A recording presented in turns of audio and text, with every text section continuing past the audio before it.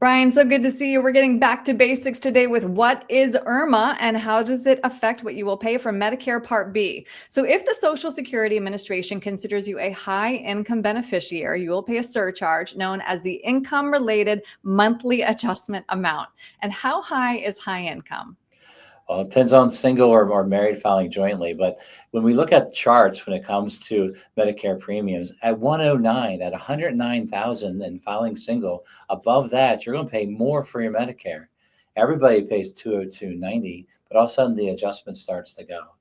Married filing jointly, once you get to a 218 level, you start to pay.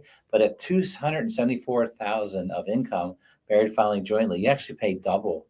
So understanding the means testing of Medicare can greatly affect your Medicare premium for a 12-month period.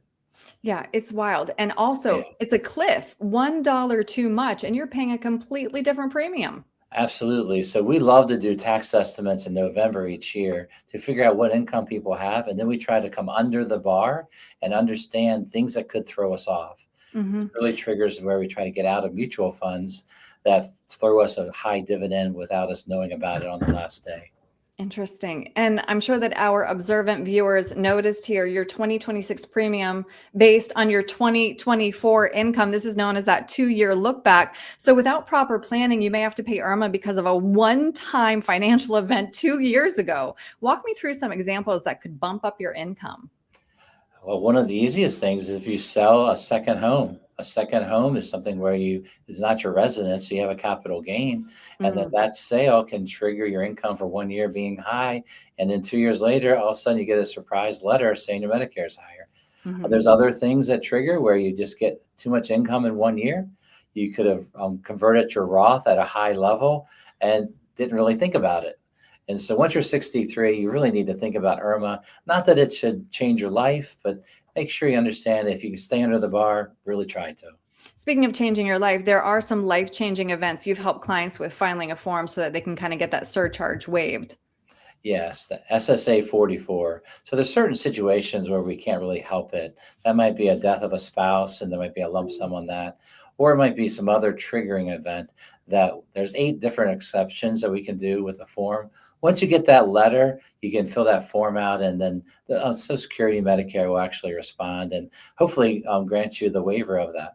hmm So now let's talk through 3 strategies to reduce your IRMAA. And it's interesting because first on your list is Roth conversions, which I also know you mentioned could bump you up with your income. So this one has to be really thoughtful. Right. So we love Roth conversions. We love to pay tax now and never again. Right. Hardest issue is to know how old you are, right?